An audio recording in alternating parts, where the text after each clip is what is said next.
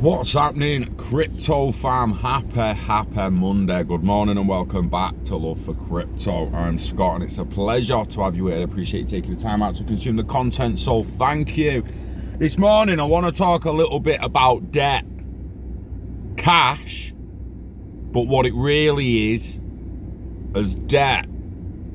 So, when someone says the UK's in 2.5 trillion debt and America's in this debt and this country's in that debt and everyone's in that debt, and they're all like, who to?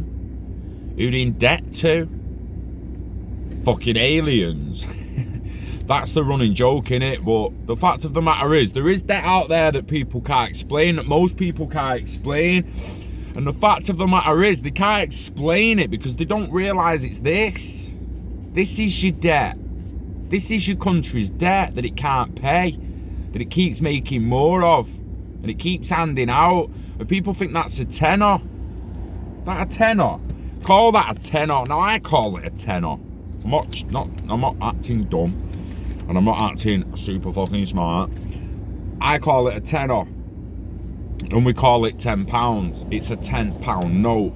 Now it is a note that is worth £10, but it's not £10. It's just not. And it proves to you it's not. So anyone who's seen me go through this before, you know what I'm about to do. And anyone who hasn't, and you're about to see the biggest lie in the UK and from the Bank of England. Because it says on it, London, £10, London, for the governing company, the Bank of England. And then in the middle there, it's got the Bank of England. Look at that. I promised to pay the bearer on demand the sum of £10. I promised to pay the bearer on demand the sum of £10. So if I take this to the bank and produce it, they'll give me £10. But I thought this was £10. That's an IOU for £10. That is an IOU for £10. That is the debt. That is why fiat money is going to die. It's not worth anything. Now I understand. The shop takes it as £10. The club takes it. The pub takes it. Jimmy takes it. Dave takes it. The hairdresser takes it. Everyone sees it as £10. But the fact of the matter is, there isn't £10 of asset backing it up, right? Fiat currency is debt, not an asset. It's not assets, right? So you should produce, if you produce this at the Bank of England, you should be paid £10 in assets. Now, the CBDC and the Cashless Society, they are going to be not debtless. We can't say debtless because they will be collateralized debt, but you will notice that people are putting assets next to the debt. They're collateralizing the debt.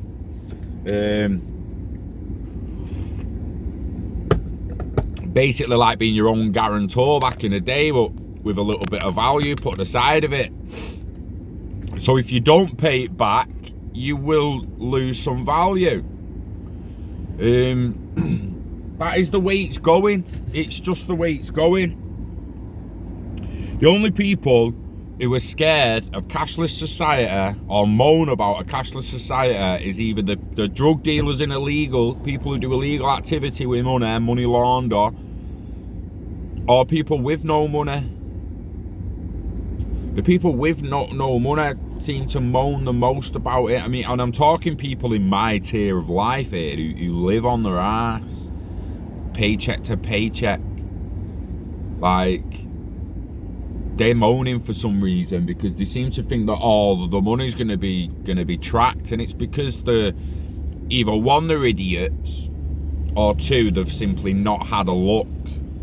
Now, if they just had a look, they'd understand that a cashless society doesn't mean you'd only have to use a GBP CBDC that the Bank of England will probably be able to freeze. They'll probably have to stop you spending. You can use XRP or any other one you want. People don't realise that they can't freeze every ledger. What they can do is freeze your ID. In the future, maybe you won't be able to make a purchase without them actually knowing who you are. Yeah? And at that point, when the ID flags through, if there's someone you owe money to, you're in arrears for some money you owe to someone else, yet you try to buy some beer in the pub, what you doing, you cheeky bastard? What you doing? Imagine walking in the pub. I am owed money off my mate at the moment. He was in the pub last night getting pissed. That's not right. It's not fucking right. The till should have said to him, listen, John, I'm not being funny, mate, but get out there and send Scott some money, you cheeky, horrible tramp. You fucking horrible bastard. Going to the pub when you owe Scott money. And the pub should have gone, mate, you're gonna have to go and pay your debts, mate. You can't just come in here and get pissed when you owe other people money. And then it doesn't matter whether he wants to use fucking XRP, GBP, US dollar, or wants to just hand anything of value in. It doesn't matter. He's been flagged as a knobhead who doesn't pay his fucking debts. So get out of the pub, go and pay your debts, and then we'll let you spend some money. We'll let you spend some of your value. Until then, fuck off. It's not just about them being able to freeze accounts. It's about everyone just being moral and decent and not taking the piss out of other people. Do you know what I mean? This is why the smart contracts are going to be massive. Because once they're agreed, they're fucking immutable. Can't change them. They are going to be massive moving forward. We've had paper notes for like 2,500 years or something now, haven't we? Or was it 1,500?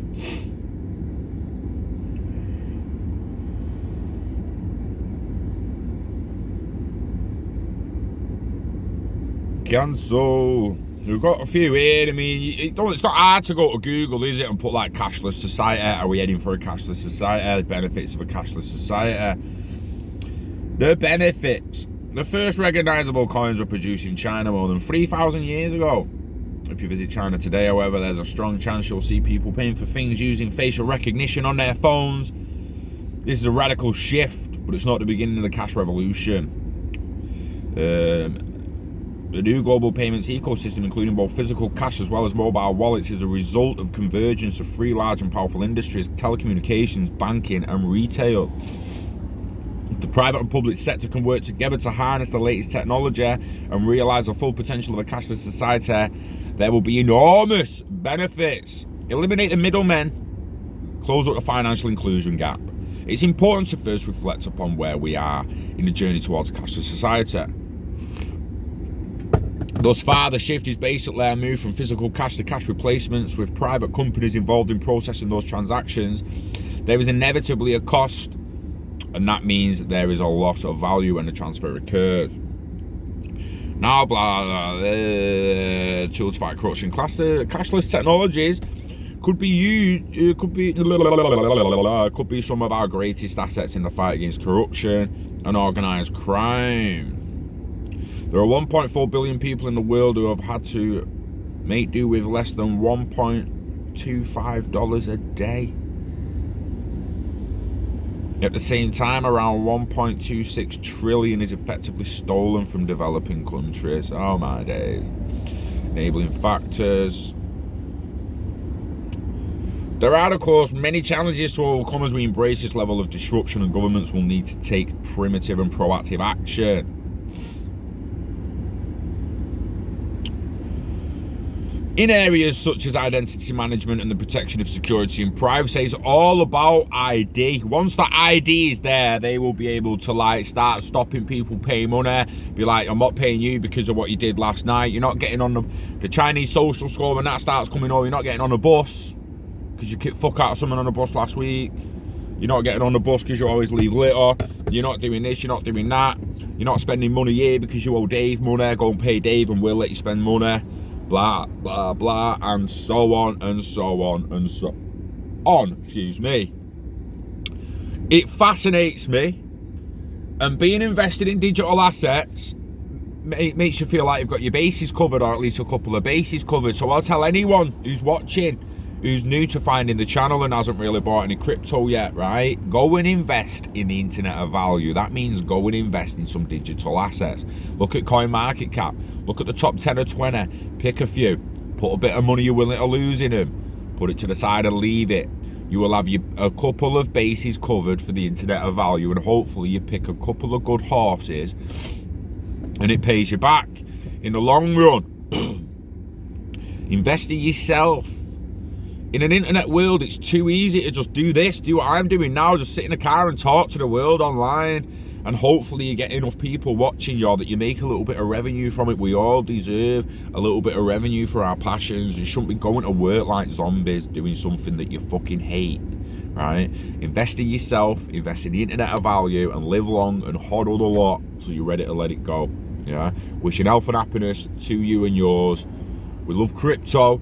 We love the internet of value, and I love the idea of a cashless society. I'm not bothered about it one bit. I can't wait. And on that note, I'll see you on the next one. Peace.